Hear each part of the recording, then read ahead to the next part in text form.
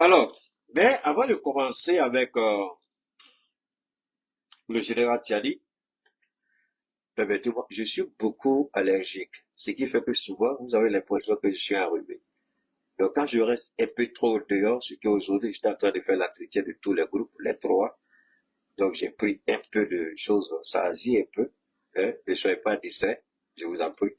Je suis beaucoup allergique, hein, ça fait que au dehors, et mon ami, ce qui fait que le DAPSA est là pour m'aider, sinon il y a longtemps, je serais couché. Si le DAPSA n'était pas là, j'allais être déjà couché, quoi. C'est-à-dire, j'allais être KO il y a longtemps. Alors, je bois le DAPSA tous les jours, Dieu merci, ça me permet de pouvoir lutter efficacement. Mais quand je vais m'exposer, évidemment, c'est pas du tout conseillé, donc ça me fatigue un peu. Ok? Je suis beaucoup allergique aux mauvaises odeurs, à la poussière, aux odeurs trop fortes. C'est un peu compliqué. Dieu, je sais pas, Dieu m'a créé d'une manière où vraiment c'est compliqué souvent avec moi. Alors, avant de revenir au général, installez-vous, les Ivoiriens sont là. Ne t'en fais pas. Le général, on dit, la meilleure partie, il faut garder ça à la fin. Le général, c'est à la fin. Est-ce que les Ivoiriens sont là? Mohamed Batili, ça va? Bon, on va reprendre encore le boulot, Mohamed, ok? On va commencer à travailler, je vais te mettre en contact avec, comment on appelle ça, un jeune frère avec qui nous allons travailler, hein, et il décide qu'on conjugue nos efforts pour aider l'AES, d'accord? Donc, je vais vous mettre en contact, comme tu es l'administrateur de la page, donc vous allez gérer ça ensemble, ok? Voilà. Est-ce que les Ivoiriens sont là? Sortez vos drapeaux, faites sortir le drapeau de Côte d'Ivoire. Les Ivoiriens, est-ce que vous êtes là? Les Ivoiriens, est-ce que vous êtes là? Je vais commencer avec une de vos influenceuses. Enfin, je pense que c'est comme ça qu'elle se fait appeler. Elle a l'habitude de se promener avec les verres de champagne. Vous ne savez pas c'est qui? Celle qui a fait la promotion de l'homosexualité en Côte d'Ivoire. Celle qui est l'ambassadrice de la perversion, de l'immoralité en Côte d'Ivoire. Emmanuel Keïta. C'est malheureux qu'elle porte mon nom, mon prénom. Le Keïta, elle a gâté le nom de Keïta. Et Allah. Bon. Clémence, vous êtes là? Non, j'ai dit les Ivoiriens d'abord. Burkina, ne vous précipitez pas. Je vous donne la Côte d'Ivoire d'accord. Alors, voilà cette jeune fille. Sa vie, elle ne fait que copier, copier, copier. J'avais allumé sur la petite fille un moment. Elle avait arrêté de sortir avec les verres de champagne, les coupes de champagne, puis elle a repris. Alors, j'étais là, et puis la dernière fois, je regardais Rihanna. C'est une dame que j'appelle. Je n'aime pas trop ça, c'est tenue. Bon, depuis qu'elle a eu enfant maintenant, je crois qu'elle s'habille de façon vraiment modérée, un peu bien. Contrairement à Beyoncé, hein, qui va s'exposer avec sa profil sur les scènes, hein, en spectacle. Bon, ben, ça, c'est la vie américaine. Rihanna, je l'apprécie beaucoup parce que elle dit qu'elle est fière d'être noire. Elle fait la promotion de la peau noire. Papa, tout le patati patata que vous connaissez avec le père de ses enfants. Alors, vous savez, j'aime beaucoup suivre les émissions américaines. Donc, c'est pas Jimmy Campbell, il y a un autre là. Il aime recevoir les artistes sur son plateau. Et puis, il a reçu les artistes, Rihanna était dedans. Il dit, est-ce que vous y posez la question au public, à ceux qui suivaient l'émission, comme je suivais l'émission aussi. Et vous savez que Rihanna aime voler. Les gens crient, oh, Rihanna vole. Il dit, non, non, non. Il dit, je vais vous montrer pourquoi Rihanna vole. Donc, il a commencé à montrer les images de Rihanna qui sont chaque fois avec soit une bouteille de vin ou de champagne ou une coupe de champagne. Quand elle va en boîte, elle sort avec. Quand elle va au restaurant, elle sort avec. Et puis tout de suite, mon esprit m'a pris et puis m'a appelé sur Emmanuel Keïta. Il dit, ah, donc c'est à cause de ça là, la petite Ivoirienne là, elle aussi, elle a une coupe de champagne. Donc elle veut faire comme Rihanna. Petit cher Keïta, à quel pardon. Tu n'arrives pas là, pardon, faut laisser Rihanna. Vous n'êtes pas dans le même monde. Faut pas copier ça. On copie pas tout ce qui est à copier. On copie seulement ce qui est bon. Emmanuel Keïta, ça cause de Rihanna, toi aussi tu sors là, hein, comme des champagnes, tu veux faire concurrence. Ça veut dire qu'elle est Rihanna, et puis l'autre, la petite fille, chose là, le Dabou là, Emma Loès. Donc Emma Loès est Beyoncé, elle est Rihanna. Et Ivoirien, vous avez un problème en Côte d'Ivoire. Hein. C'est encore ça, on ne peut pas vous aider dans ce combat-là qui est compliqué. Alors, revenons maintenant à la politique ivoirienne.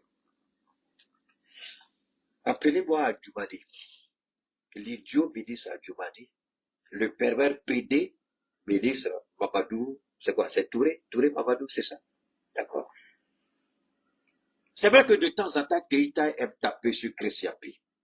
Mais c'est de bonne guerre. Christiapi et Keïta se comprennent très bien. Christiapi sait très bien que je l'apprécie et que très souvent même je prends ses enquêtes pour faire des émissions spéciales là-dessus. Christiapi est en train d'interpeller les Ivoiriens. Mais les Ivoiriens n'écoutent pas. Christiapi, tu vois, dans le Sahel ici, nous, on écoute ce que tu dis. On fait très attention à ce que tu dis. Tu avais parlé de cette affaire d'empoisonnement du directeur du renseignement burkinabé. Mais Christiapi, est-ce que tu sais qu'ils ont tenté d'empoisonner le président de la République centrafricaine? C'est la France. Ça, je ne vais pas développer aujourd'hui, mais c'est juste pour mettre la puce à l'oreille. Alors, Christiapi fait des enquêtes au péril de sa vie. J'ai écouté l'enquête qu'il a faite sur la conversation qu'il a interceptée entre Sidiki et Dominique Ouattara. Du fait que le père de Sidiki, Toumani Diabaté, était une figure de proue, pas seulement de la musique malienne, mais de la musique africaine. Je ne ferai pas d'intervention, je ne parlerai pas de ce qui s'est passé. Si Sidiki sait vraiment que ça s'est passé et que ce que Christiapi dit est vrai, on demande à Sidiki de ne jamais abandonner sa patrie, son pays. Dominique Ouattara n'est pas malien, Dominique Ouattara n'est même pas ivoirienne. Elle est franco-juive, elle a des... Je vais laisser tout ça, c'est pas ça qui m'intéresse aujourd'hui.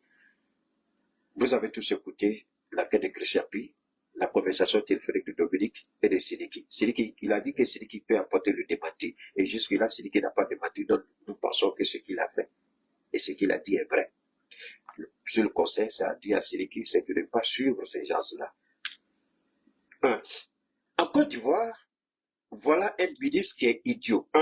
Il attaque Justin Katina, je parle de Adjoumani, qui est porte-parole du RHDP, le ministre des Animaux. On dirait que Dieu sait faire les choses. Parce qu'Adjoumani, il est vraiment bête, il agit comme un animal sans cervelle. Je répète, Adjoumani est tellement bête qu'il agit comme un animal sans cervelle. Il se vante. Je voudrais ramener Adjoumani qu'il regarde la fin de Muammar Kadhafi, qui a été bon pour son pays, mais qui a eu une fin triste. Qu'il regarde Ben Ali, qui était le plus grand dictateur de tous les temps de la Tunisie, qui aujourd'hui est en exil. Ben Ali a fait plus de temps au pouvoir qu'Alassane Ouattara ne pourra jamais faire. Parce que Ben Ali avait l'avantage de l'âge. Alassane Ouattara est beaucoup trop vieux et fatigué par la maladie, le cancer.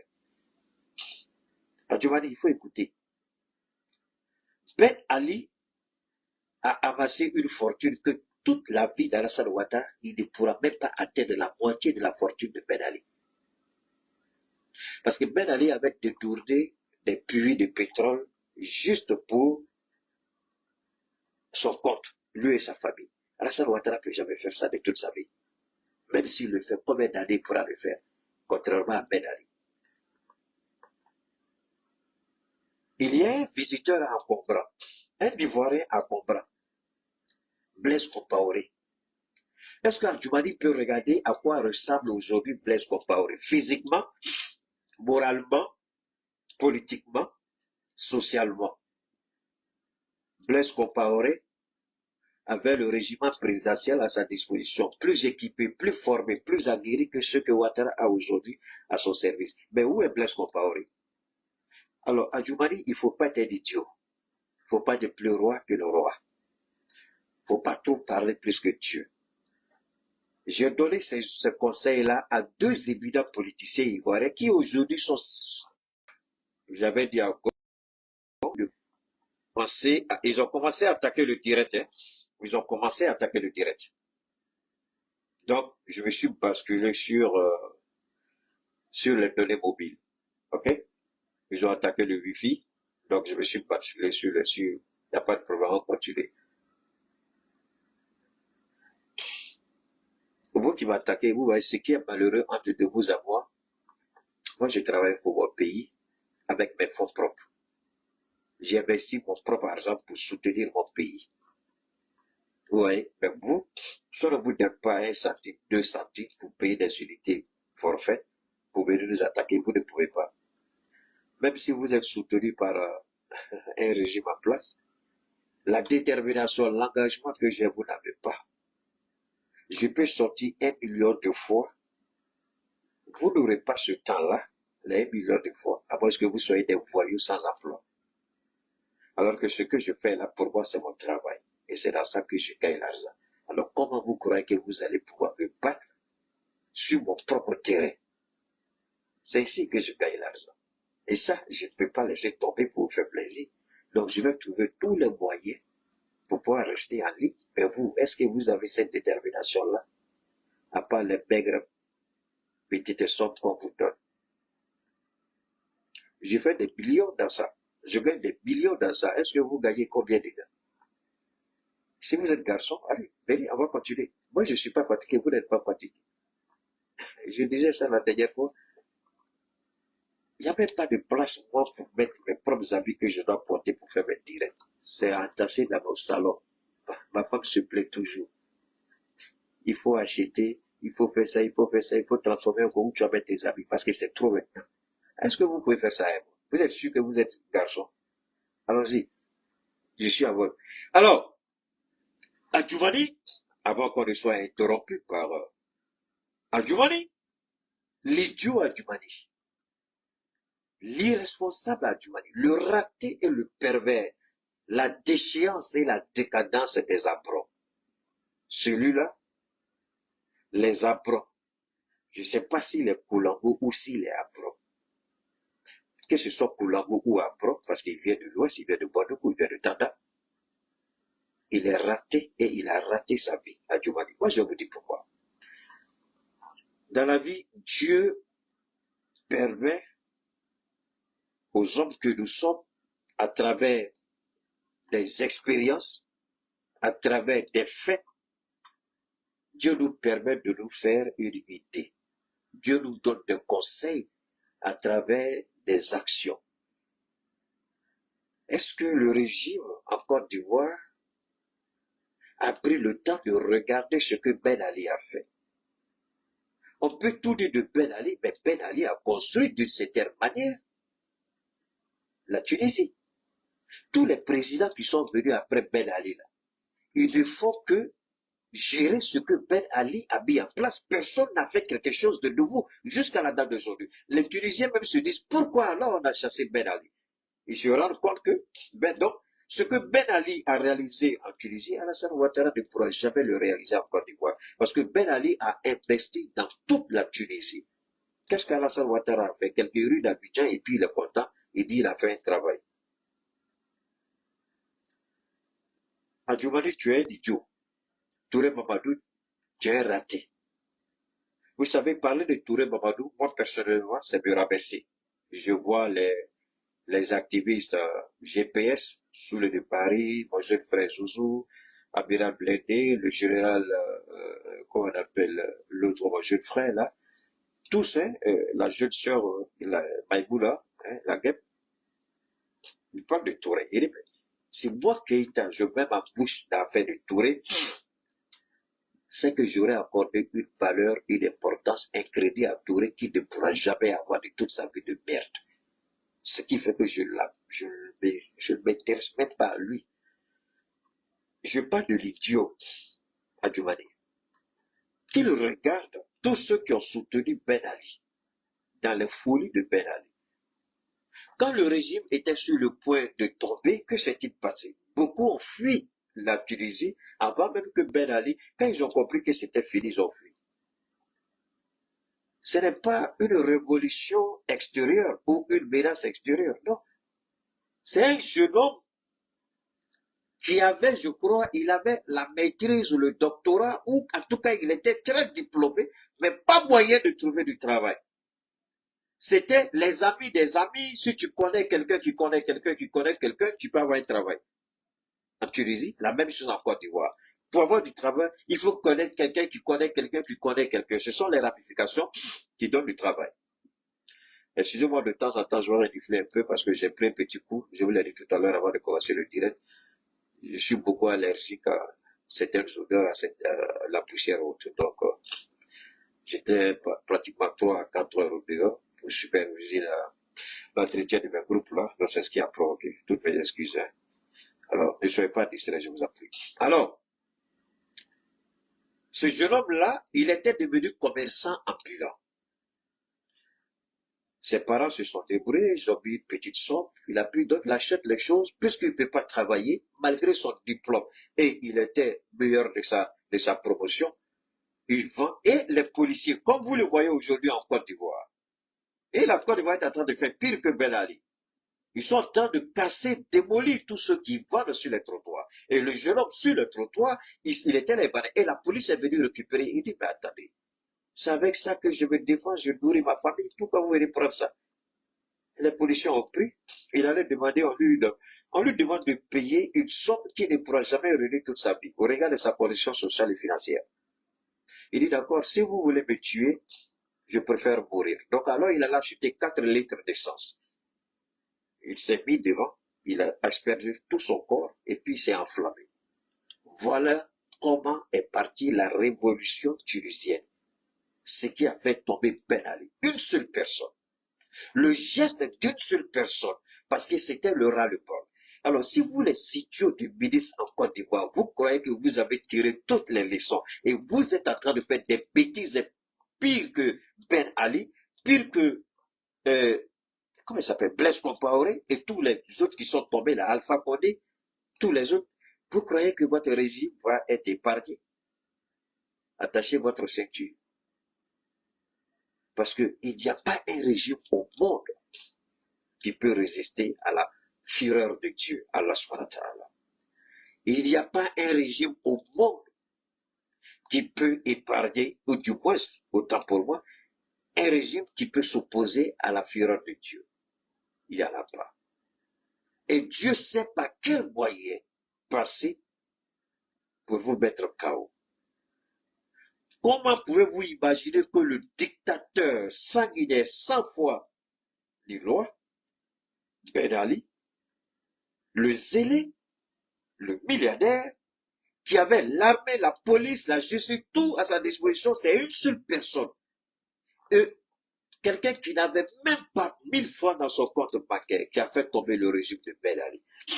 Idiot que vous êtes en Côte d'Ivoire, vous ne tirez pas les leçons de l'histoire, vous ne réfléchissez pas. Vous êtes tellement zélé, gonflé et fier, vous vous targuez, vous vous vantez. Vous avez même l'audace même de dire que Katina connaît parce qu'il allait au Burkina, il doit rendre des comptes. Alors, les gens ont parlé de ça, mais ils n'ont pas dit la vérité. Ce n'est pas qu'ils ont caché la vérité. Tous ceux qui ont fait une intervention n'ont jamais dévoilé la vérité, le message codé d'Adjoumani. Dieu vous fait grâce aujourd'hui. J'ai pris le temps d'écouter Adjoumani. Quand un journaliste a posé la question, il a fait un temps de détour. Il dit, le PPACI est un parti de putschistes parce qu'ils soutiennent un régime qui est venu au pouvoir par les armes. Oh là là. Je vais aller à 2 points. Je vais développer l'immoralité politique, l'inconscience historique, la mauvaise foi de l'idiot qui se fait appeler porte-parole du RHDP en Côte d'Ivoire. En 99, lorsqu'il y a eu le coup d'État, son président et son patron Alassane Ouattara, le minable criminel, le voleur président, le ridicule manipulateur Alassane Ouattara, il a dit avec un anglais bancal, un anglais malade, un anglais stupide, Je suis étonné que quelqu'un qui a un PhD puisse avoir un langage en anglais, enfin une expression aussi décevante qu'Alassane Ouattara quand il vous parle en anglais.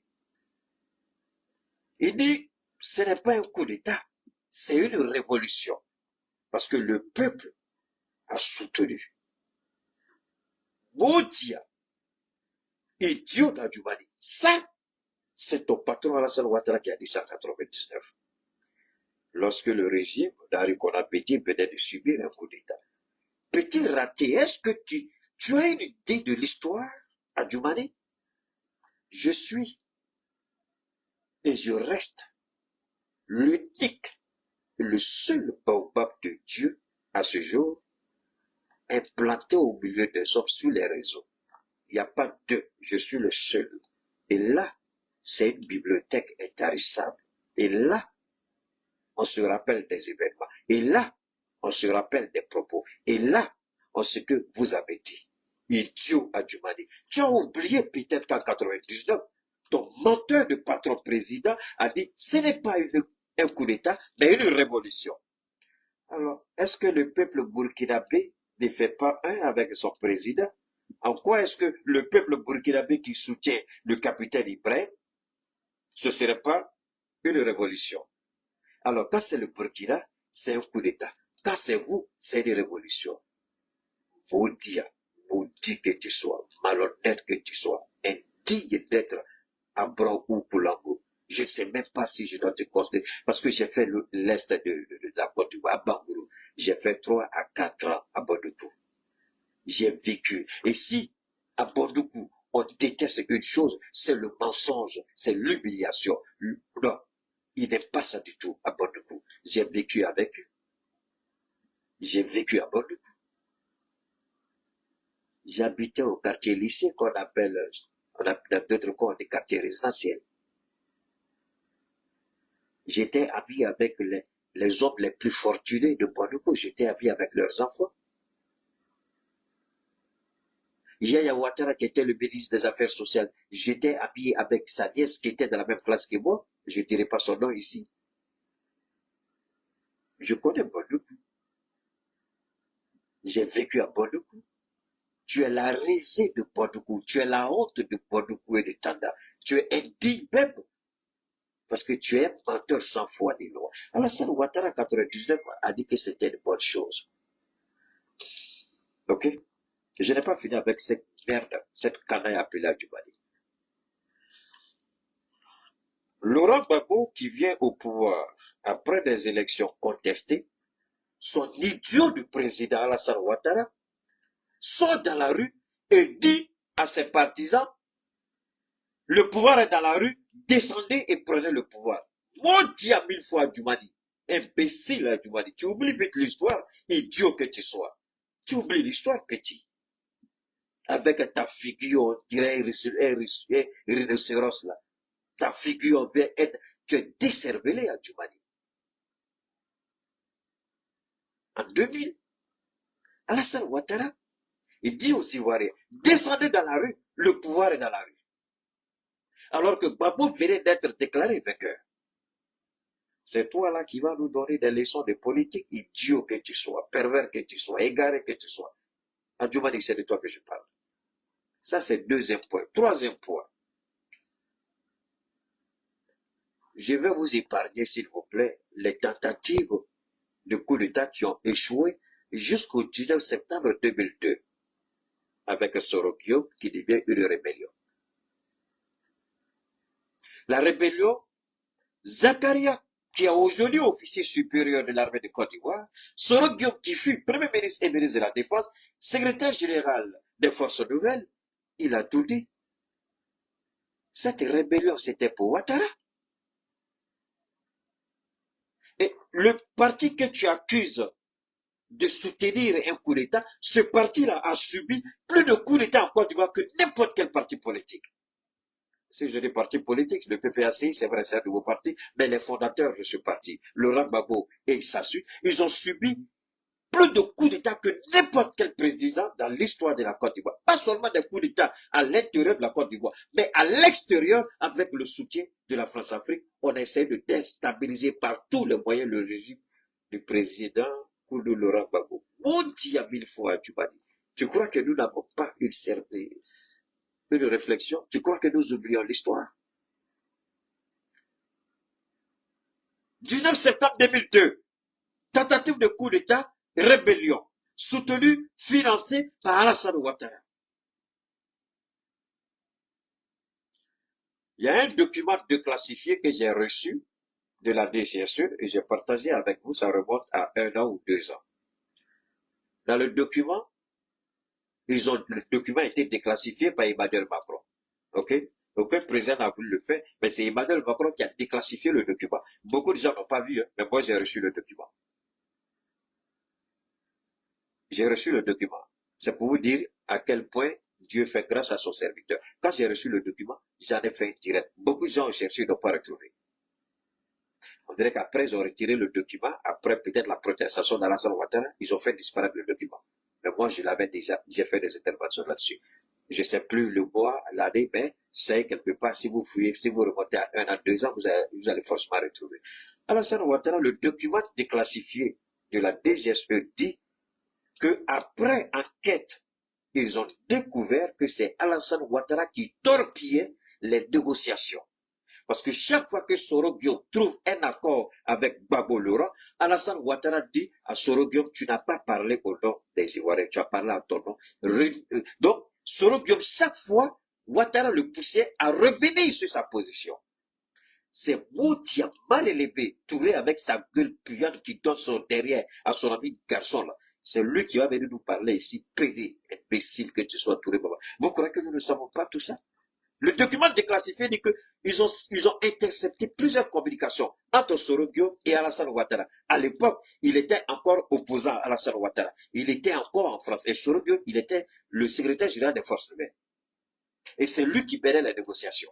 Et chaque fois il tombe d'accord sur le lendemain, Soro Guillaume, il vient et dit, il n'est pas d'accord. Mais les gens pensaient que c'était Soro. C'était pas Soro, c'est Alassane Ouattara qui protestait auprès de Soro Guillaume. Ça, c'est un point que l'idiot, le mal élevé, le maudit 1 million de fois d'Adjumani. Tu crois que nous n'avons pas ces informations-là? On a ces informations, petit, ridicule, pitiable, ministre, sans foi ni loi. Ce n'est pas fini. Ça, c'est par rapport à Soro, par rapport aux négociations. Quand Gbagbo dit, je ne veux plus d'intermédiaire. Maintenant, ce que Assimi Goïta a fait au Mali aujourd'hui, il dit, je ne veux plus d'intermédiaire entre les rebelles, ceux qui se disent rebelles. S'ils sont réellement du Mali, qu'ils viennent alors, on va instaurer ce qu'on appelle le dialogue intermalien. C'est la même chose que Gbagbo Laurent a fait. Il a dit, il y aura désormais des discussions directes entre la rébellion et le pouvoir en place en Côte d'Ivoire. Plus d'intermédiaire. C'est au terme de cela, les accords de Ouaga, où Blaise Compaoré était le responsable de ces négociations, puisqu'il a été, son pays, la base arrière de la déstabilisation de la Côte d'Ivoire. Gbagbo dit donc, allons là-bas. Ils sont là avec Soro, ils sont tombés d'accord. Gbagbo dit, pour faciliter les choses, tout ce qu'on a décidé de mettre en place, pour dire à cette merde, à cette bêtise humaine, à ce raté de Bondoukou, à ce pervers voleur ministre, cet indigne de l'Est. Tu ne me connais pas, tu m'as dit, sinon tu vas fermer ta gueule, tu pues la merde. Je suis le seul. Quand je parle, tu es d'accord, tu n'es pas d'accord, les faits sont avec moi, les preuves sont avec moi. Tu ne peux pas. Tu es trop petit, minable ministre. Je vais te recadrer aujourd'hui. Ta culotte sera trop petite pour toi quand je vais finir avec toi. Quand Gbagbo Laurent nomme Soro Guillaume Premier ministre, Alassane Ouattara dit, Gbagbo, il dit Soro a trahi la cause. Alors que Soro dit, je vais sauver des vies, les Ivoiriens sont fatigués, arrêtons. Comme Gbagbo Laurent, lui aussi, il avait reçu les informations puisque le renseignement ivoirien travaillait à l'époque avec le renseignement français. Donc, Gbagbo avait reçu l'information que je vous ai donnée que Alassane Ouattara torpille les négociations. les accords de Ouaga. Gbagbo dit, si c'est comme ça, c'est simple. Il dit, je veux plus d'intermédiaire. Sorogio, qu'est-ce que tu veux? Sorogio énumère cette doléance. Il dit, je suis d'accord avec tout. Je te donne Premier ministre pour pouvoir exécuter tout ce que toi-même tu as soulevé. Dans ces conditions-là, est-ce que Sorogio pouvait dire encore qu'il va être rebelle? Le fait d'avoir accepté d'être Premier ministre et d'exécuter les accords, les points d'accord entre la rébellion et le pouvoir en place, Gbagbo dit, je ne vais pas prendre quelqu'un. C'est toi-même là qui sera le Premier ministre et tu vas piloter tout ça. Est-ce qu'on peut être bon plus que ça? Est-ce qu'on peut être un meilleur politicien plus que ça? Les rebelles disent, voilà nos doléances, voilà nos points. Le pouvoir dit, on est d'accord. Mais pour bien exécuter, je ne vais pas nommer Premier ministre quelque part. Mais toi-même, la chef des rebelles, sois le Premier ministre et puis applique les points sur lesquels on est tombé d'accord. Voilà comment Soro est devenu Premier ministre. Si vous connaissez Soro, je mets n'importe quelle personne au défi. Appelez quelqu'un qui est dans l'entourage de Soro, un conseiller de Soro, envoie même ma vidéo sur Franklin Yapsi, qu'il conteste si ce que je dis n'est pas vrai. Personne ne peut prouver le contraire de ce que je dis, parce que les faits sont là. Et Soro est vivant. Franklin Yapsi est vivant. Il est mieux placé que quiconque. Donc, à Djoumani, le mal élevé, le maudit à 1 million de fois, ne peut pas dire que Gbagbo est un putschiste, puisque Gbagbo a subi plus de tentatives de coup d'État que n'importe quel président dans l'histoire moderne de la Côte d'Ivoire. Ça, c'est pas encore, je n'ai pas encore fini avec cette merde, cette canaille d'Adjoumani. Sorogio met tout en place. Gbagbo donne qu'à dater gratuitement à tous ceux qui en ont besoin. Mais moi qui défends Gbagbo aujourd'hui, je me rappelle en 2003 ou 2004, je voulais renouveler mon passeport ivoirien. À l'époque, je vous ai déjà expliqué comment j'ai eu cette nationalité, je ne reviens pas là-dessus. Mais c'est sous Laurent Gbagbo qu'on a refusé de renouveler mon passeport. Je dis bien, c'est sous Laurent Gbagbo qu'on a refusé de renouveler mon passeport ivoirien. Donc, si quelqu'un devait combattre Gbagbo, là, c'est bel et bien moi, mais je savais qu'il y avait des petits fonctionnaires zélés. Ça, c'est pas Gbagbo. Mais malgré ça, je n'ai jamais attaqué Laurent Gbagbo. Jamais. Parce que je sais. Mais après, on m'a appelé pour dire ton passeport est disponible. J'ai dit, je n'en ai plus besoin, puisque j'ai décidé désormais d'assumer ma nationalité pleine et entière, celle du Mali. Donc, j'ai dit que je suis plus intéressé par le passeport ivoirien. Donc, je renonce à ma nationalité ivoirienne. Ça, c'était depuis les États-Unis. J'ai dit, je renonce à ma nationalité ivoirienne. Je ne suis plus intéressé. Je ne veux plus être ivoirien. Donc, voilà, si je dois avoir des griefs là, au contraire, je dois soutenir Ouattara et puis attaquer Gbagbo. Mais pourquoi je soutiens Gbagbo? Parce qu'il est dans la vérité. Il est dans la vérité. Alors, en 2010, je vous épargne les autres. Mais entre-temps, entre la nomination de Soro et les élections présidentielles, Alassane Ouattara a tenté d'éliminer Sorogio par des éléments de force nouvelles que Soro lui-même connaît, mais qu'il n'a jamais dit ouvertement. L'avion de Soro qui a été pris par une roquette, normalement l'avion devait exploser en l'air. Mais Dieu a épargné la vie de Soro. Pourquoi? Je ne sais pas. C'est Dieu le seul qui sait. Une roquette ne peut pas toucher votre avion et puis vous allez vous en sortir. On a vu l'avion du président rwandais. Une roquette. L'avion a explosé en l'air. Le Rwanda, c'est par là que les génocides rwandais a commencé. Mais c'est la même chose qu'ils ont fait. Sorogio, la roquette a traversé l'avion, il y a eu des morts.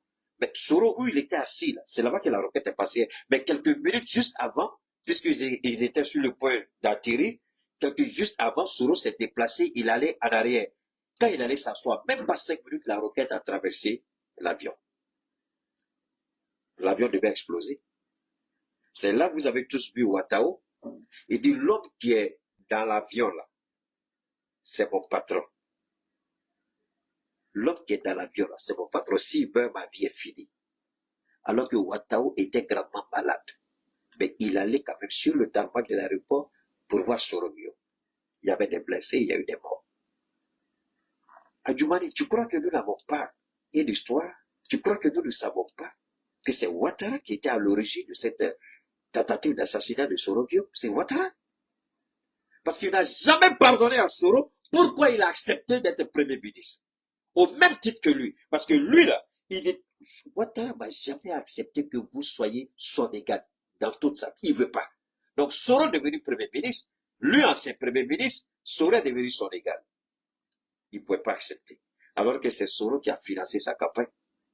La casse de la BCAO de Kouaké, l'argent est parti où? L'argent a servi à financer la rébellion et financer la campagne d'Alassane Ouattara. Quand lui dit que c'est Laurent Gbagbo qui a cassé la BCAO, c'est faux. Ce sont les rebelles qui ont cassé la BCAO de Kouaké. Et l'argent a servi à financer, lui, sa campagne.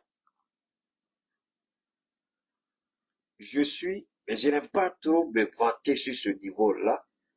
J'ai plus de ramifications au sein de l'ancienne rébellion de Soro Diop que vous ne pouvez l'imaginer. Moi, j'ai été contacté personnellement par des éminents cadres de cette chose-là avant. Même la femme de Alain Loboyo m'a contacté, moi, de mener une offensive communicationnelle pour que son mari soit libéré. Je dis bien la femme d'Alain Loboyo, Samira Loboyo, si elle ment là, qu'elle brûle à l'enfer. Et Dieu est témoin, si Samira ne m'a pas attaqué. Mais comment elle est mon numéro, je ne sais pas. Samira Loboyo, la femme d'Alain Loboyo, elle m'a appelé quand il était en prison. Elle m'a demandé de soutenir son mari. On connaît l'histoire de ce pays-là. Vous n'allez pas la falsifier à votre gré. On connaît la Côte d'Ivoire. Adjoumani, tu es trop petit pour venir manipuler les faits historiques devant nous. Nous sommes témoins de cette histoire-là. C'est la casse de la PCO qui a financé la campagne d'Alassane Ouattara. Si je mens, que Soultoussou sorte. S'il ne le fait pas, je ne vais jamais pardonner à Soultoussou. S'ils ne sont pas pour dire que ce que j'ai dit est faux. La vérité est là. Nous connaissons la vérité. Alors, il faut ouvrir la... Tu es en train de me fatiguer, c'est quoi? Je suis en direct là. Ferme la porte là, je suis en direct. Ferme la porte. Ferme l'autre porte là, Gaoussou. Ferme l'autre. Fermez la porte là, je suis en direct. Alors donc, quand vous voyez ça et un véritable raté de petits ministres pervers à cause des petites sommes qui volent par-ci par-là pour que son fils joue les enfants de riches à Paris, parce que la vie immorale que ton fils là, il vit à Paris, ton fils minable là, il a fallu que tu sois ministre pour que ton fils là, il vive comme enfant d'un millionnaire à Paris. C'est parce que tu es devenu ministre. Ton fils idiot là, on voit sa vie à Paris. On voit sa vie. Comment il s'expose. On voit. Ce n'est pas terminé. Alors, en 2010, élection, contestation, 3000 morts. Mais attendez. Les rebelles qui étaient cantonnés à Bouaké, comment sont-ils arrivés à Abidjan? L'armée française a joué un rôle. L'ONUCI a joué un rôle pour soutenir Ouattara.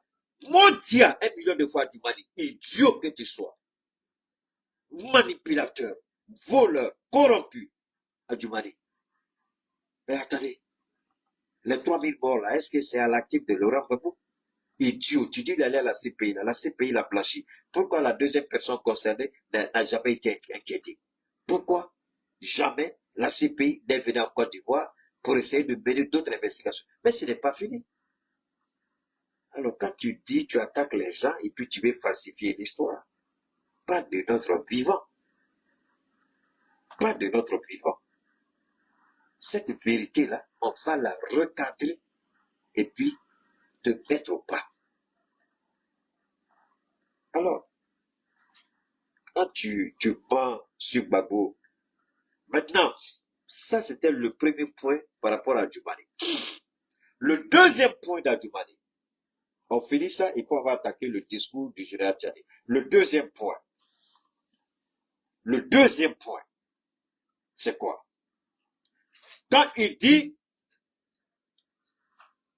Le patron de Katina a envoyé Katina au Burkina. C'est un régime putschiste. Donc, Katina doit être entendue. Ça, c'est Adjoumani qui dit ça. Hein? Donc, Adjoumani reconnaît. Ferme la porte là. Je suis en train de travailler ici. Non, non, il faut fermer. Adjoumani, quand il parle, il oublie vite. Merci pour les cœurs bleus. Adjoumani, il oublie vite. Quand il dit Katina doit être entendue, moi, je ne savais pas que la Côte d'Ivoire était en guerre contre le Burkina. Donc, quand le capitaine dit que la Côte d'Ivoire est un pays qui est devenu une base arrière pour déstabiliser le Burkina, voilà Adjoumani qui vient de confirmer les propos du capitaine Ibrahim Traoré. C'est là que j'ai dit beaucoup de gens sont passés à côté. Beaucoup de gens ont parlé, mais cet élément-là, ils ne l'ont pas vu. Ça, ils ne l'ont pas vu. Que Adjoumani vient de confirmer que effectivement la Côte d'Ivoire est une base arrière de déstabilisation pour le Sahel. Pourquoi? Sinon, si le Burkina n'a rien, si la Côte d'Ivoire n'a rien contre le Burkina, si la Côte d'Ivoire n'est pas cette base-là, pourquoi on doit appeler, comment on appelle ça, Kone Katina pour l'écouter? Sur quelle base on doit l'écouter? Parce que Plucheri Galé, elle est venue au Mali, elle a été arrêtée. Donc, c'est sur cette base-là, c'est sur ce logiciel-là qu'il travaille. Plucheri Galé est venu, on l'a accusé d'intelligence avec l'ennemi. On ne savait pas que le Mali était ennemi. Ou du moins que la Côte d'Ivoire voyait le Mali comme ennemi. C'est pourquoi j'ai dit à mon jeune frère Iboussi, fais très attention quand tu dis il y a des Maliens qui ne veulent pas qu'on insulte Ouattara. Ouattara maudit à 1000 fois. Iboussi, c'est quelqu'un qui dit ça. Ouattara était un idiot, un voleur, un criminel, un assassin. Ceux qui vont t'appeler pour te dire qu'il ne faut pas insulter la faute de quelqu'un t'a dit, il n'écoute pas ça.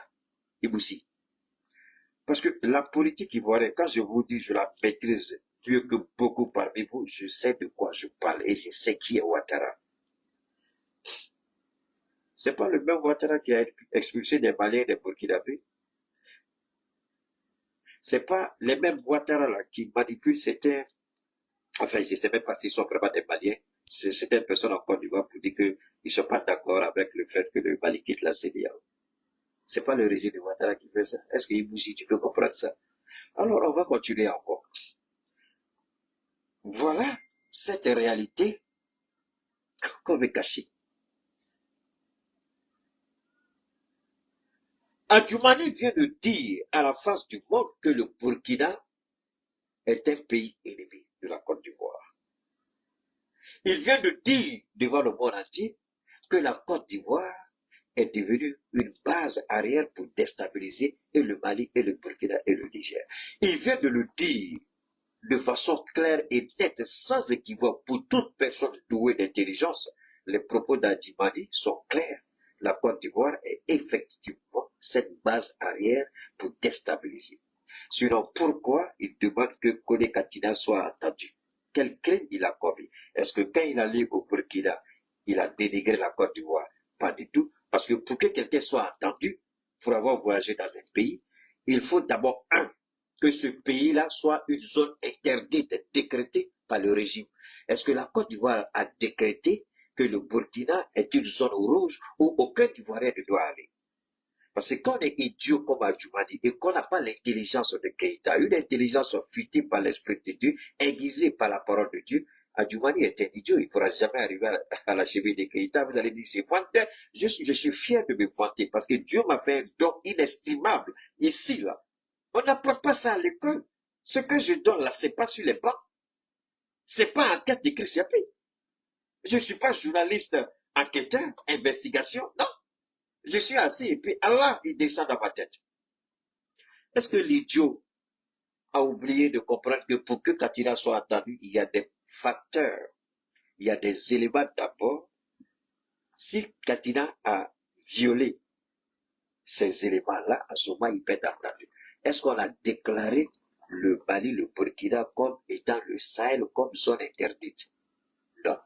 Donc, Katina Kone n'a pas commis d'infraction.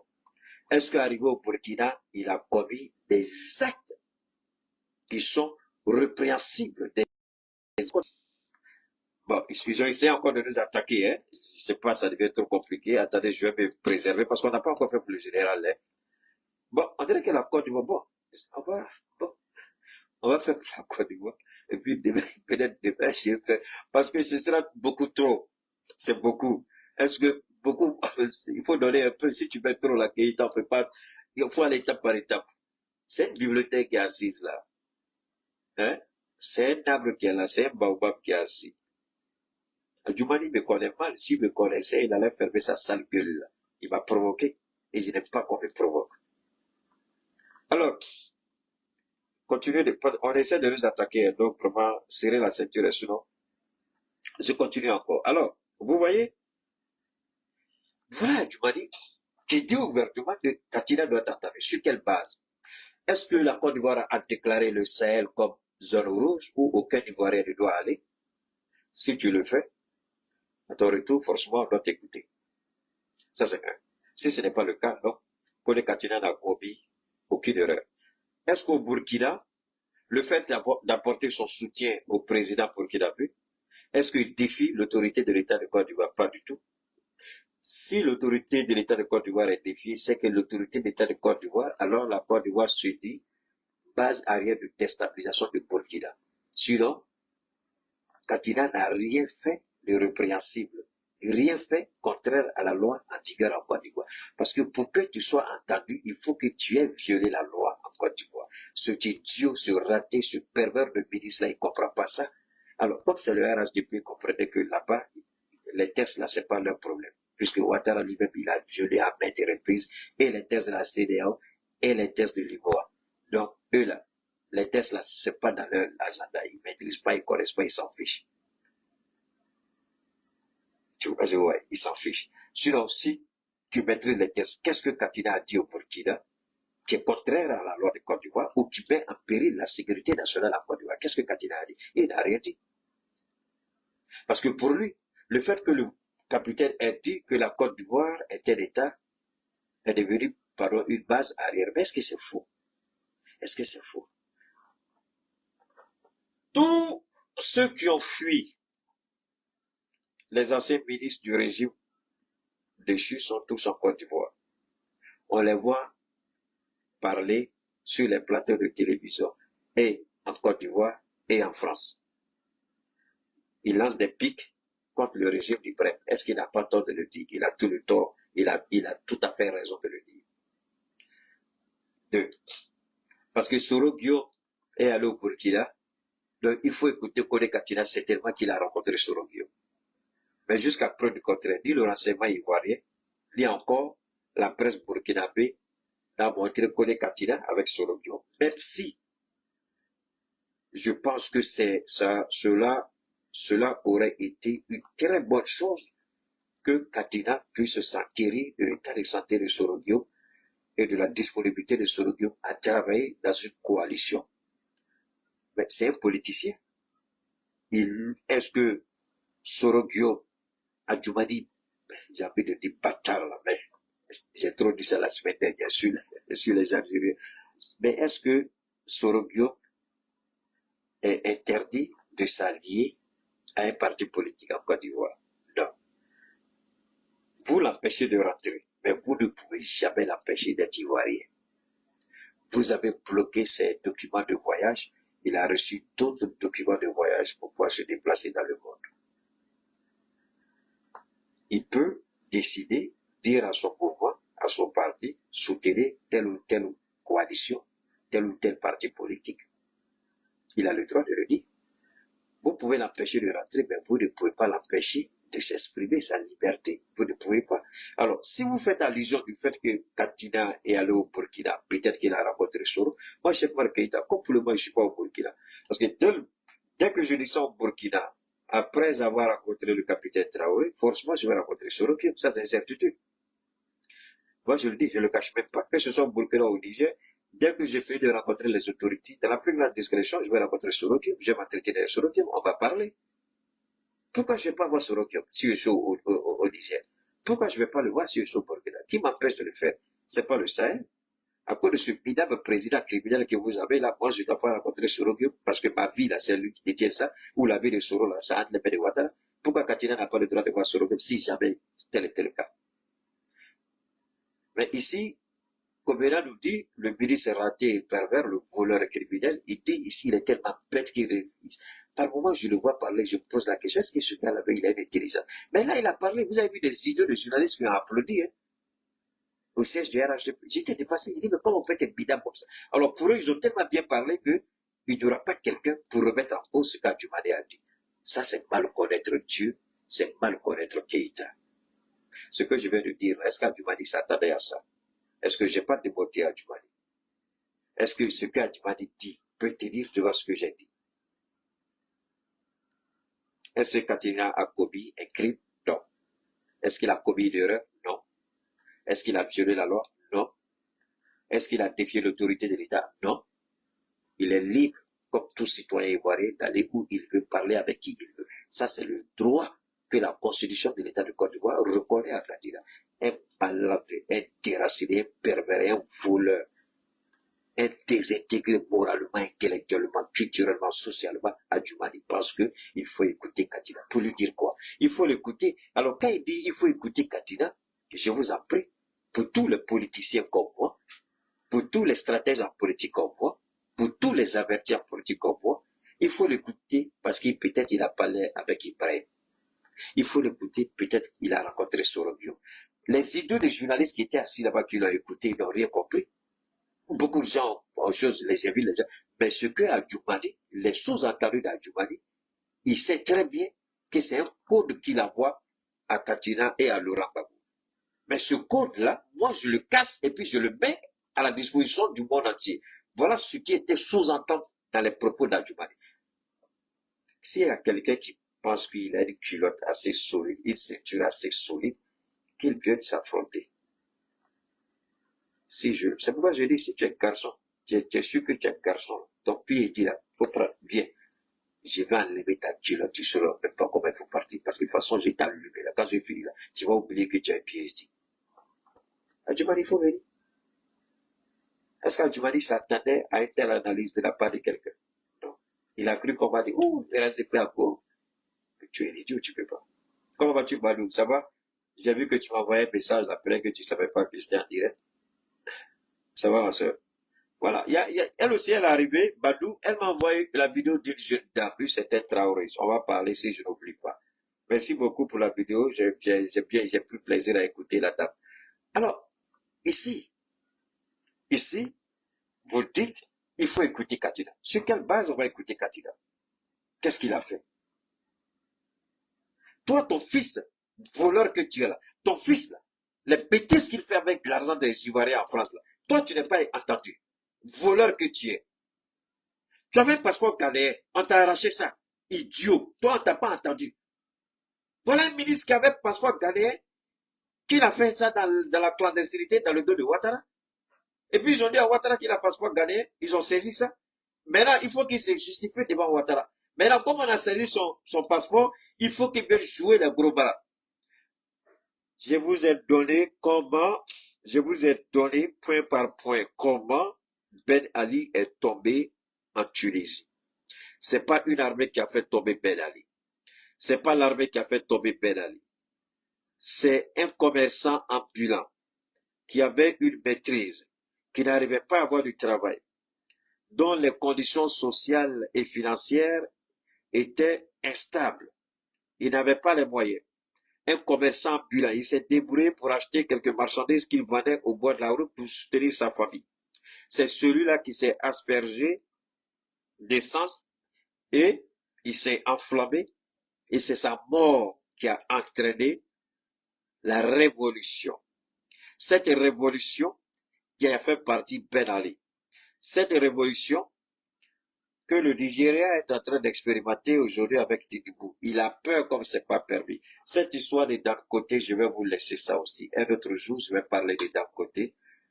Ce qu'ils ont fait à Dangote, le combat de Dangote, j'ai dit ça une fois, le combat que Dangote vivait, le combat qu'il menait au Nigeria, c'est le même combat que l'AES mène aujourd'hui au sein de la CEDEAO. J'ai dit, si vous déconnectez le combat de Dan Côté, Ali Dan Côté, le milliardaire nigérien, qui est combattu par une mafia au Nigeria, j'ai dit, si vous déconnectez son combat du combat de l'AES, c'est que vous n'avez pas compris grand chose dans la politique. Mais il a gagné. Il a gagné. Il dit, c'est la raffinerie. Mais qui sont, ou du moins qui étaient, ou du moins qui sont encore, qui sont ou qui était cette mafia? Mais ce sont les multinationales occidentales qui utilisaient les Nigériens contre leurs propres frères. On utilise le noir contre son propre frère. C'est ce qui s'est passé. Vous avez entendu plein de choses sur Ali d'un côté, c'est comme ça, il a failli, c'est des bêtises. Vous savez, les gens mettent souvent des titres idiots pour attirer les gens pour aller regarder ce que, enfin, souvent quand vous allez regarder cette bidon, il n'y a rien dedans. Surtout l'AES là. Les gens mettent des titres bidons quand vous voyez parce que c'est important. Vous allez regarder, il n'y a rien dedans. On revient à Djoumani. Voilà Djoumani qui montre une facette du RHDP au pouvoir. La manipulation, l'instrumentalisation de la justice. Comme un ministre, même si tu es porte-parole, tu peux dire que les candidats doivent être entendus. Sur quelle base ils doivent être entendus? Un ministre qui n'a aucune connaissance des tests. Cela démontre cette expression qui dit, dis-moi avec qui tu marches, je vais te dire qui tu es. Si Adjoumani marche avec Alassane Ouattara, on sait que ce monsieur, il n'a aucun respect pour les tests. Alors vous conviendrez avec moi qu'Adjoumani soit une bêtise, une erreur humaine, un idiot qui ne connaît rien des tests, selon quel ministre soucieux de l'application des tests. Et rien que les tests peuvent dire, il faut faire ça, alors que il n'y a rien de grave qu'il a commis. Le fait d'aller au Burkina, on ne savait pas que le Burkina était un sens interdit pour les Ivoiriens. Mais si tel est le cas, pourquoi un décret présidentiel ou une loi n'a pas été, dans ce cas-là, prise pour dire que le Burkina, c'est fini, c'est sens interdit pour les Ivoiriens? Si tel n'est pas le cas, sur quelle base Katina doit être entendu? Cette merde, ce minable ministre-là, il parle, et là, il démontre par A plus B que, je dis même par A plus B que, en Côte d'Ivoire, la justice est aux ordres. Dans les propos de Katina au Burkina, qu'est-ce qu'il a dit qui pouvait irriter l'État de Côte d'Ivoire? Dire la vérité, c'est un crime en Côte d'Ivoire sous le régime d'Alassane Ouattara. Wow, ça on ne savait pas. Merci à Kobena de nous avoir informé que dire la vérité en Côte d'Ivoire, c'est un crime contre Sa Majesté Napoléon III de la Lagune des Briers 6. Alassane Ouattara, wow. Merci à Djoumani. J'ai dit que tu es la plus bêtise. Non, c'est pas ça, c'est pas la plus bêtise. L'expression. Il est le plus bête des ministres de Ouattara. Une fois, j'ai dit, ce gars-là, c'est comme un éléphant. Quand il marche, il laisse des traces. Il a Djoumani, tu laisses des traces quand tu... Comment tu peux venir t'arrêter et puis tenir de tels propos? C'est ridicule, c'est regrettable et c'est pitoyable. Donc, à Djoumani, le RHDP reconnaît que la Côte d'Ivoire est la base arrière pour déstabiliser et le Burkina et le Mali. Ce n'est pas Keïta, ce n'est pas le capitaine Ibrahim, ce n'est pas le président Assimi Goïta, c'est le porte-parole du RHDP, Adjoumani Kobena, qui dit que la Côte d'Ivoire est devenue une base arrière pour déstabiliser le Sahel. Parce que dans les propos qu'il a tenus, il y avait des codes. Il faut décrypter ces codes-là dans les propos d'Adjoumani pour comprendre qu'effectivement, la Côte d'Ivoire est une base arrière de déstabilisation du Sahel. Ce n'est pas moi, c'est Adjoumani qui le dit. Donc, si vous voulez, comme vous avez mettre le gros titre là, sur vos publications là, hein, vous qui m'écoutez là, dites, Adjoumani avoue que la Côte d'Ivoire est effectivement une base arrière de déstabilisation pour le Sahel. Et je répète, si vous voulez reprendre ma vidéo, vous dites, Keïta Cheikh Oumar, Adjoumani Kobena Adjoumani avoue, déclare, démontre, dit que la Côte d'Ivoire est effectivement la base arrière pour déstabiliser le Sahel, le Mali, Burkina, le Niger. Le titre comme ça, là, vous marquez, et puis vous pouvez mettre ma vidéo avec la photo d'Adjumani. Et puis pas, c'est lui qui a dit, hein. Si la Côte d'Ivoire n'est pas la base arrière, pourquoi la Côte d'Ivoire, deux choses. Quand, vous regardez même la Corée du Nord, des Américains vont en Corée du Nord. Des Américains vont en Russie. Des Américains vont en chose, comment on appelle ça, en Chine. Malgré la tension que vous avez entre eux, les Américains vont en Russie, ils vont en Corée du Nord, ils vont en Chine. Idem pour les Américains. Tout récemment, il y a eu échange de prisonniers. Pour démontrer que la politique ivoirienne, elle est minable, elle est mesquine, elle ne vaut rien. Tout récemment, hier, il y a eu des échanges de prisonniers entre la Russie et les États-Unis. Quand vous arrêtez des compatriotes russes aux États-Unis, Poutine ne se précipite jamais. Le FSB reste alerte. Ils font tout pour mettre la main. Parce que c'est un pays que les investisseurs ne peuvent pas ignorer, la Russie. Ils sont obligés d'aller là-bas. Donc quand les Américains arrivent, le FSB met la main sur eux pour dire que ce sont des espions. Et puis tout de suite, on fait un jugement lapidaire. 50 ans d'emprisonnement, 100 ans d'emprisonnement, avec Mabana.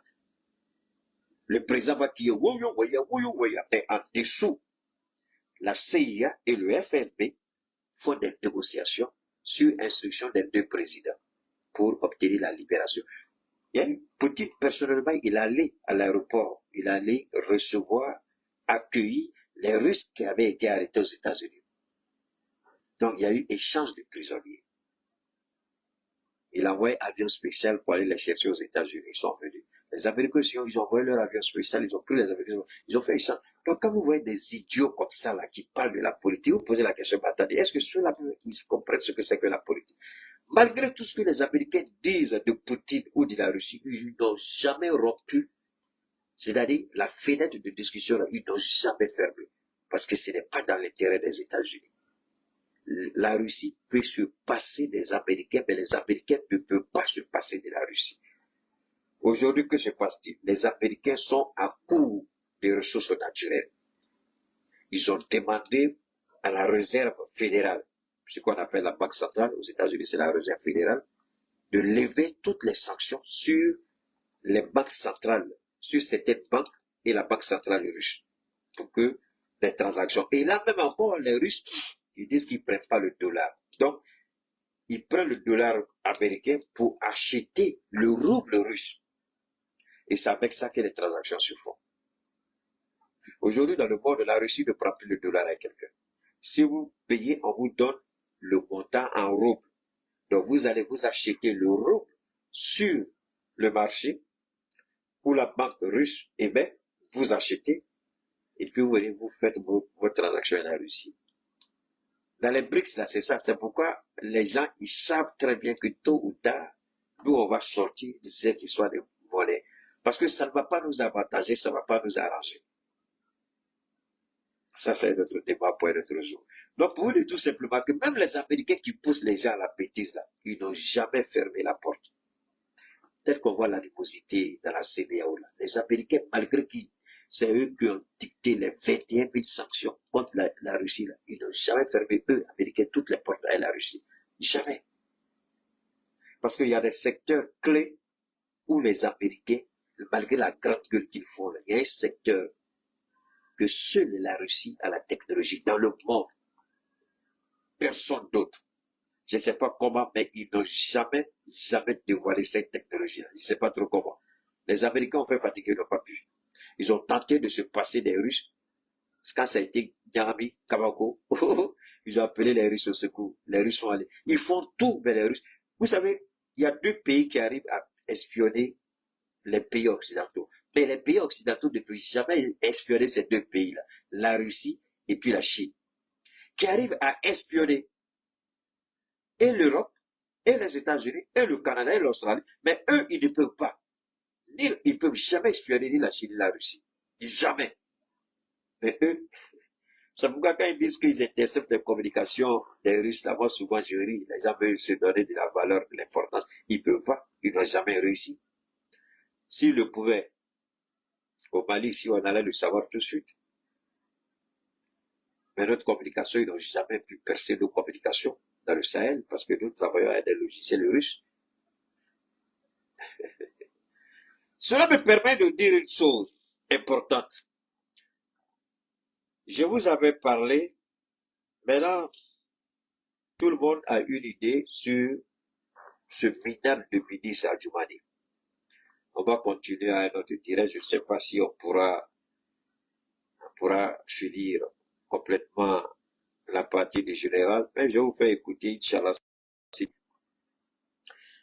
Ils veulent attaquer, les gars. Ils sont en train d'attaquer le direct. Hein. C'est la deuxième fois qu'ils essaient de couper. Alors, le président Zelensky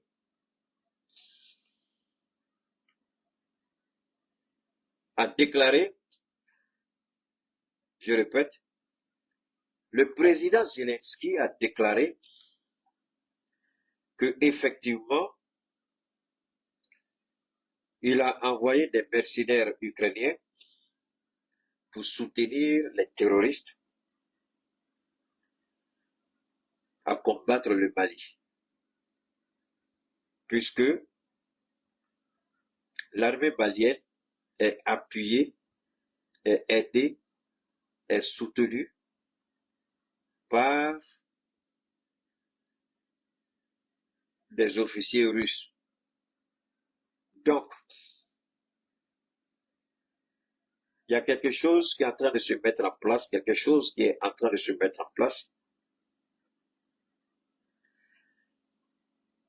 C'est quoi cette chose?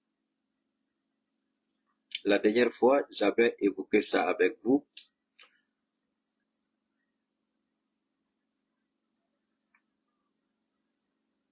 L'Ukraine a décidé de négocier finalement avec la Russie et accepter de perdre les régions qui sont déjà rattachées à la Russie. Donc l'Ukraine décide parce que les Américains ne pourront plus continuer à mettre la pression parce que les Américains, malgré tout ce qu'on vous dit sur les plateaux de télé, vous faire croire que Kamala Harris va gagner.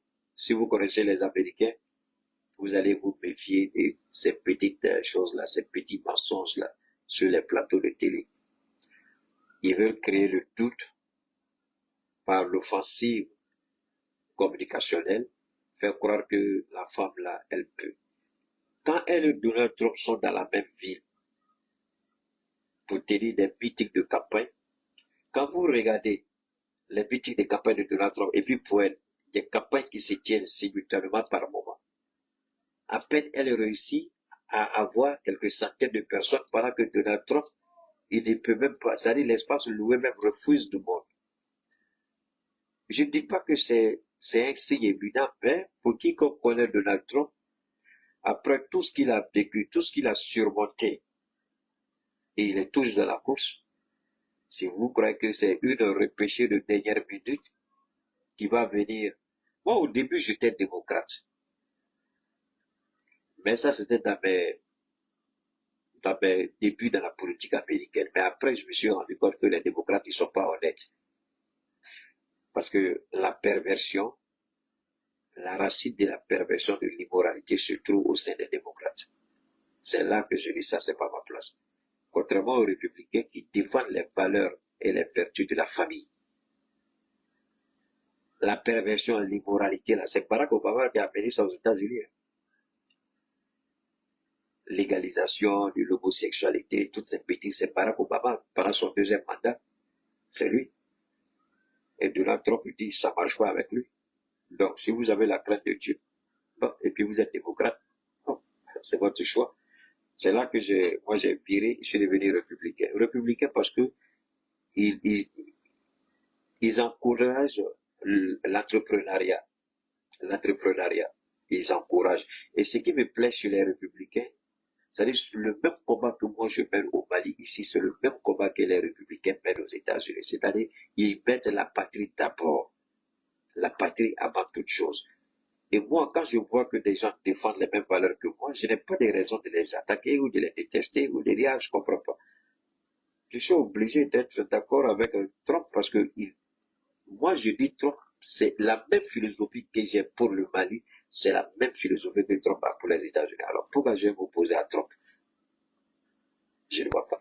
Quand je dis à l'époque que je ne vais pas mener le combat de la jeune dame franco-malienne Aya ou bien Koala, vous avez vu que son image est associée à la défiance de Dieu. Bon, elle-même, sa façon de s'habiller, de vivre même, c'est déjà, je n'ai pas à parler, quoi. Je n'ai pas à parler. Je préfère ne rien dire, mais que Dieu gère son compte. Parce que Dieu saura comment il va gérer son compte. Il y a des choses que Dieu ne laisse pas cadeau. C'est pas tout qui se rêve sur le terrain. Il y a des choses que Dieu règle ici avant que vous ne fermiez les yeux. On a vu le père de Bush. On a vu comment Bush, le père est mort. On a vu comment Donald Trump est mort. Je dis Donald Trump, Ronald Reagan, pardon.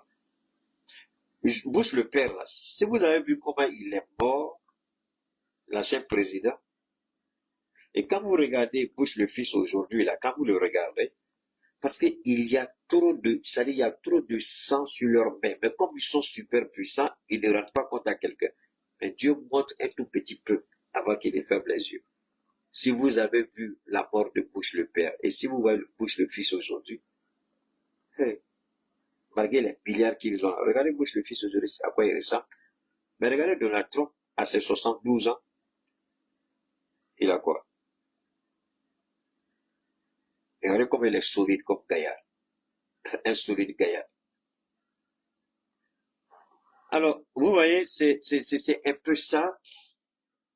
Donc, Zelensky dit publiquement devant le monde que l'Ukraine a envoyé des renforts pour soutenir les rebelles et les terroristes dans le nord du Mali. C'est pas une information que je donne comme ça. C'est des faits qui sont vérifiables. Et la presse française s'est fait écho de cela. LCI particulièrement. Ils ont dit, Zelensky a dit qu'effectivement l'Ukraine a envoyé des mercenaires pour soutenir les terroristes et les rebelles dans le nord du Mali. Alors, arrêtons-nous un instant. Bon, le général, le discours du général, pardon, l'entretien du général, ça nécessite que je prenne du temps pour bien développer. Je vais juste mettre un bout des propos qu'il a tenus, mais je ne vais pas décortiquer ce que le général, parce que si je veux le commencer, je n'ai pas envie d'arrêter. Parce qu'à lui seul, je peux faire 2 heures de temps pour développer ce que le général a dit. Mais, ce qui nous intéresse pour le moment, parce qu'on ne peut pas sauter ça, parce que si on saute ça, on ne va pas bien comprendre ce que le général va dire. Ce que je vais dire par rapport à l'Ukraine, les gens n'ont pas fait de ramification, de connexion entre ce que Zelensky a dit et les propos du général. Alors pourquoi c'est maintenant que le général parle? Parce que le général, il a apporté toutes les preuves que la petite merde de Bidis. Alors, vous savez ce qui fait rire? Le général a décidé de sortir le jour de l'indépendance du PD. J'ai dit, le général a décidé de parler, c'est-à-dire de faire sortir toutes les preuves qui accablent le PD le jour de l'indépendance du PD. Je crois que l'indépendance du PD, c'était le 1er, je crois. Et le général est sorti, je crois, hier ou aujourd'hui, le général est sorti. Alors pourquoi c'est le jour de l'indépendance du Bénin que le général fait une telle déclaration? Est-ce que les gens ont réfléchi? Je sais que mon frère Franklin, lui, il est beaucoup vif, il est beaucoup rapide. Peut-être qu'il a capté ça, je ne sais pas. Mais ici, quand le président ukrainien vient dire publiquement que nous avons soutenu les terroristes pour tuer les soldats maliens et les Russes qui sont présents au Mali, on n'a pas vu la communauté africaine même si nous ne sommes plus dans la CEDEAO, on n'a pas vu un président de la CEDEAO se plaindre d'une telle attitude. On n'a pas encore vu ceux qui sont soi-disant, qui ont été mandatés par cette organisation criminelle, ce syndicat de présidents voyous et voleurs, ni Bachirou, ni Faure Gnassingbé. On n'a entendu personne. On n'a même pas entendu la soi-disant Union africaine protester. Quand on dit que les Africains n'ont pas leur indépendance, les gens ils veulent pas. Quand nous disons qu'aujourd'hui, là, nous, là, c'est fini dans le Sahel, les gens, ils ont la grande gueule pour parler. Il ne s'agit pas ici du Mali.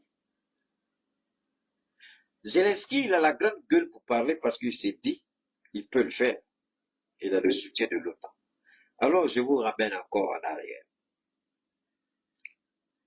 Ce sont les mêmes minables présidents ridicules, ces mêmes organisations stupides appelées à organisations sous-régionales ou africaines, qui sont restés muettes face à la barbarie de l'OTAN lorsque cette organisation criminelle a lancé ses opérations pour tuer le président Mohamed Kadhafi. Qu'est-ce que les Africains ont fait? Rien. À part des déclarations bidons, stupides, infondées. Toi, tu parles, et puis ta parole, ça dit, tu parles, il n'y a même pas de... Ça dit, ta parole n'a aucune puissance, ta parole n'a aucune légitimité, ta parole n'a aucune force. Ta parole là, ne peut rien changer, mais tu parles. Ah, ils sont en train de nous attaquer, hein. Ils ont frappé, hein. Bon. Alors, aujourd'hui, quand vous regardez ces organisations dites africaines, sous-régionales, il n'y a pas une seule de ces organisations qui a eu le courage de recadrer Zelensky. Personne. Aucun président. Alors que c'est officiellement que la présidence ukrainienne a dit ouvertement, et ça a été repris par les médias et européens, occidentaux, américains, pour dire voilà ce que Zelensky a dit. Personne. Alors, maintenant, vous croyez que les mercenaires ukrainiens ont été parachutés dans le Sahel, mais il fallait établir des contacts.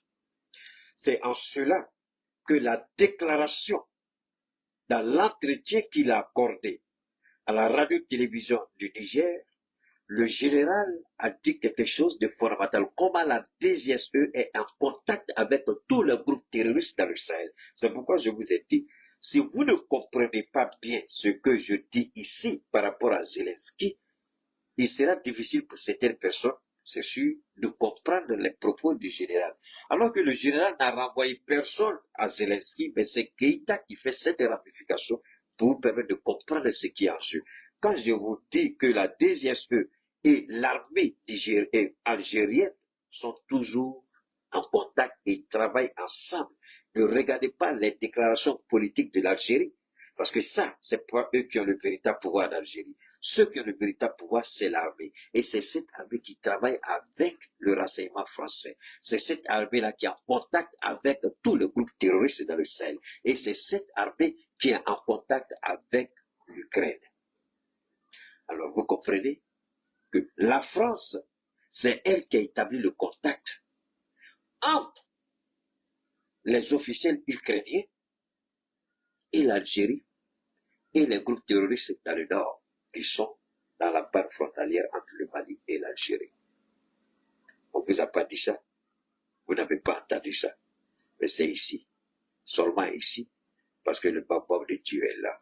Cheikh Oumar Keïta. Alors vous avez compris ça.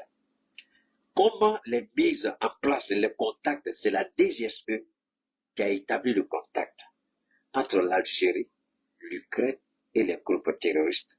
C'est ce que le général a expliqué. Comment la DGSE travaille au Bénin avec Boko Haram et d'autres groupes terroristes dans tout le Sahel. Parce que le général Lecomte a dit, nous ne pouvons pas perdre le Sahel. Nous ne pouvons pas et nous devons mettre tout en œuvre pour récupérer le Sahel.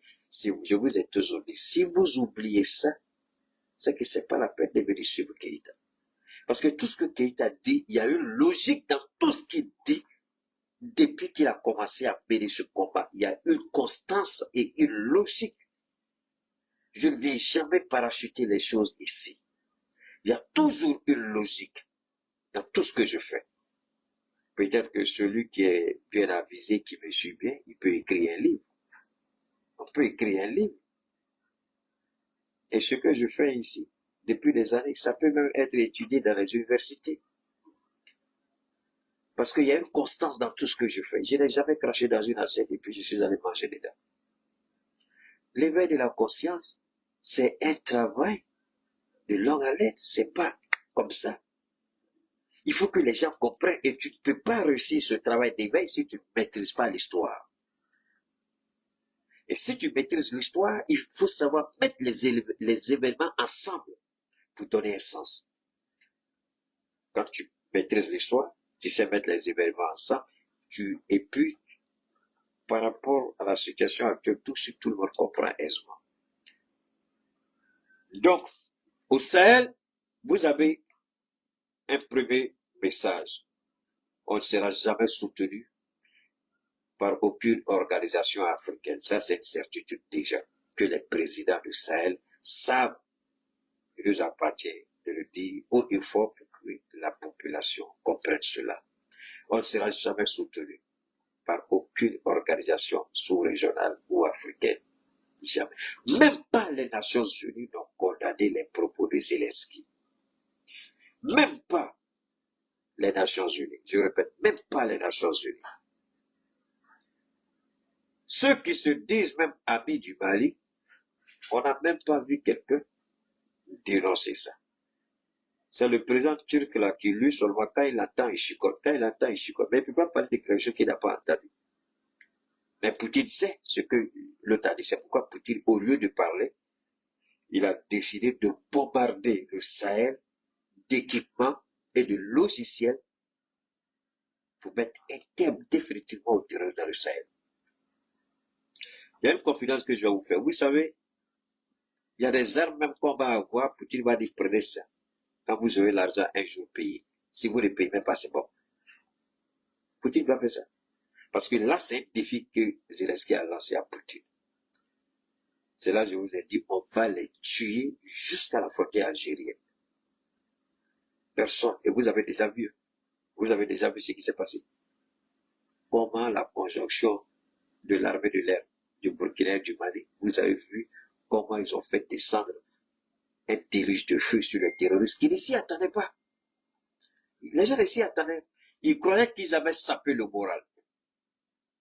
C'est pourquoi j'ai beaucoup aimé, j'ai une amie qui est aux États-Unis, je vous ai dit tout à l'heure, qui m'a envoyé une vidéo d'une jeune dame malienne, je crois, c'est Traoré, quelque chose comme ça.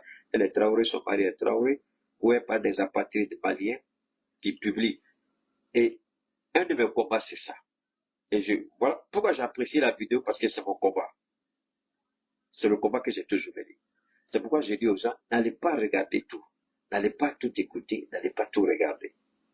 Et pourquoi je suis content avec cette jeune dame-là, je sais qu'elle a l'habitude de sortir, mais ici, elle a toujours du doigt une réalité. Et cette réalité, j'en ai parlé la dernière fois. Je dis, le président Assimi Goïta m'a demandé personnellement de ne jamais faire d'une manière que ce soit la communication indirecte ou indirecte du terrorisme.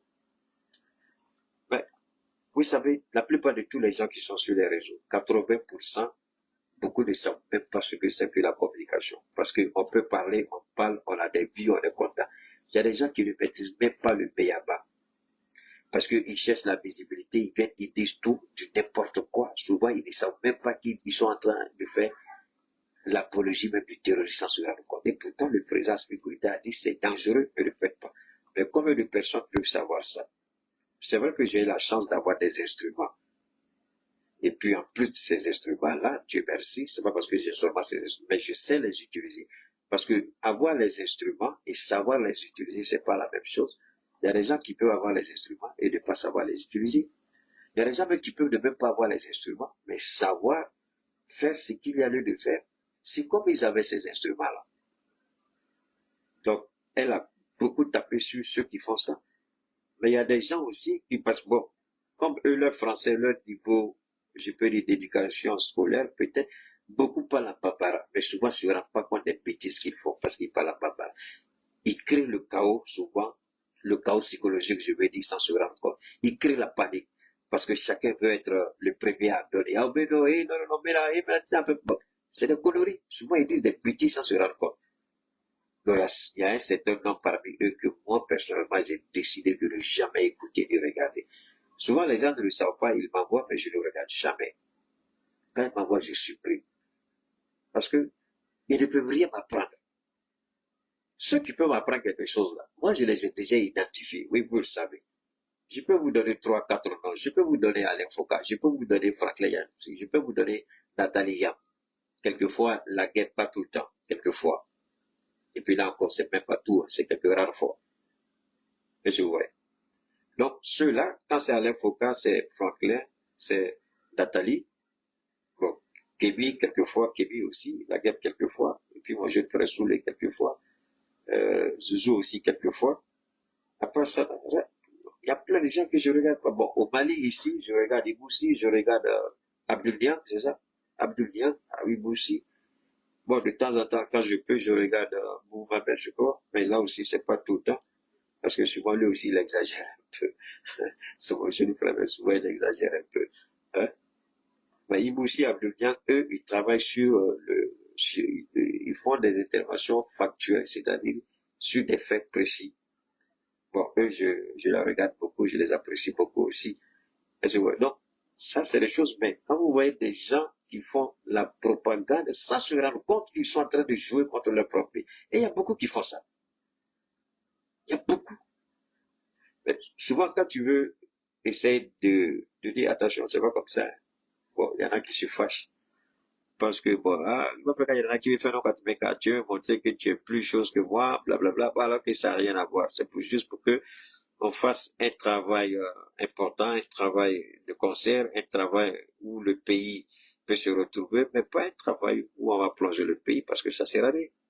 Alors, donc vous voyez ici, Zelensky dit ouvertement devant le monde entier que c'est lui qui a soutenu, parce que là, il veut se vanter, puisque les Russes sont en train de nous tuer en Ukraine, nous aussi, nous avons tué les Russes au Mali.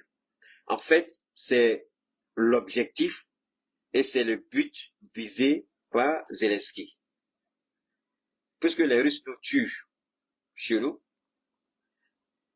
puisque les Russes nous tuent chez nous, nous aussi, nous allons les tuer au Mali. C'est le langage de Zelensky et ça fait honte et c'est gênant. Les Africains se taisent. Mais, quoi qu'il en soit, nous allons nous battre. Nous allons nous battre et aucun mercenaire ukrainien ne quittera le Sahel. Le Sahel sera leur tombeau. Et ça, c'est le message que j'envoie à l'Ukraine et à Zelensky. Aucun mercenaire. À moins qu'ils restent en Algérie et puis piloter leur drone. Mais s'ils mettent le pied dans le Sahel, personne ne sortira du Sahel. Le Sahel sera leur tombe. Je répète, le Sahel sera leur tombe.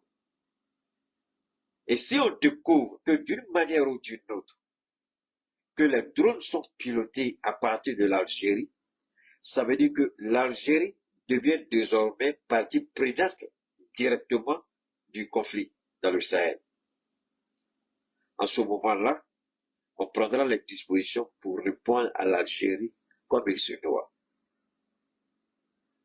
Parce que nos autorités ont compris, et Dieu merci, après notre intervention sur l'Algérie, beaucoup se sont offusqués parce que beaucoup n'avaient pas vu cette déclaration de l'Algérie. C'est après mon intervention, parce que l'Algérie venait à peine de faire l'intervention, je crois que c'est 3 heures après que moi j'ai reçu le document. Personne ne m'a donné, si vous croyez que c'est quelqu'un de vous, détrompez-vous. Je sais où aller chercher mes informations. Donc, 3 heures après, moi j'ai reçu l'information. C'est là que j'ai lu devant vous Et c'est après mon intervention là que beaucoup ont commencé à fouiller et puis ils sont allés, ils ont découvert et on a commencé à parler. Maintenant, si l'Algérie donne son territoire comme base arrière aux mercenaires ukrainiens pour piloter des drones au service des terroristes, les autorités sauront comment répondre à l'Algérie. Mais si ces Ukrainiens-là viennent dans le Sahel sera leur tombe. Ça, c'est une certitude absolue. Parce que là, maintenant, Zelensky donne 2 raisons à Poutine de le détruire. Il fait la grande gueule et dit à Poutine, c'est moi qui ai tué tes hommes au Mali. Maintenant, fais ce que tu veux en Ukraine. Poutine saura relever ce défi-là. Mais nous aussi, dans le Sahel, ici, on saura comment relever ce défi. On saura comment relever ce défi. Inch'Allah. Alors, on va garder le contact par la grâce de Dieu. Alors, je vais terminer en disant ceci. On va désormais, je vous l'ai déjà dit en introduction, on va commencer à alterner entre le studio et puis la maison de temps en temps, ça c'est un. Et puis deuxièmement, on va aussi, nous allons nous-mêmes, en plus de ceux qui font déjà les reprises de nos vidéos, nous-mêmes, on va commencer à, ce n'est pas moi qui vais le faire, hein, parce que ce sera beaucoup trop de travail pour moi seul, mais j'ai déjà des gens qui sont prêts à le faire, hein, pour permettre à chacun de vous pouvoir bénéficier de tout ce que nous faisons. Donc, le direct sera repris. Hein, le direct sera repris. Il y aura des directs en studio, comme des directs à la maison. Et puis ensuite, il y aura aussi des montages pour accompagner ceux qui le font déjà. Voilà, ce n'est jamais trop. Donc, l'AES doit mener ce combat-là, et ce combat, nous allons le gagner. C'est important pour nous. Et nous allons faire tout pour que nous soyons à la hauteur, parce que c'est éminemment important. Alors, donc, je vous dis infiniment merci. Force à l'AES, évidemment, comme l'a écrit Christine DS. Merci à toi, Christine. Nous allons continuer à soutenir l'AES. Nous allons nous battre pour l'AES. La souveraineté, ça ne se monnaie pas. La souveraineté, ça ne se donne pas comme des petits pains qu'on va acheter au marché. C'est un combat. C'est une bataille. C'est une guerre qu'il faut mener au quotidien. Parce que la liberté ne se donne pas comme ça. En tout cas, Dieu nous l'a donné simplement, mais les hommes essaient de la rendre beaucoup plus compliquée. Alors, vous savez, je vais vous amener rapidement, hein, rapidement. Est-ce que vous savez, il y a quelque chose que je vais vous montrer. Est-ce que vous savez que, donne-moi une seconde là. Il y a un truc que je vais lire rapidement, hein, j'ai pas encore fini.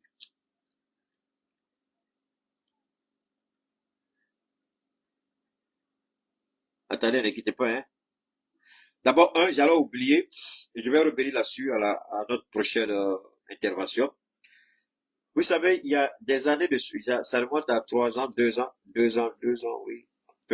Je parlais de la création d'une compagnie aérienne pour le Mali. Les choses vont vite, les choses vont vite, les choses vont vite parce que déjà, le principe est acquis. Mali Airlines SA, donc la compagnie aérienne du Mali, ce sera pour bientôt. On va développer ça en long et en large, ne vous en faites pas. Et puis deuxièmement, le Mali a un réservoir de pétrole le plus important, peut-être dans le monde.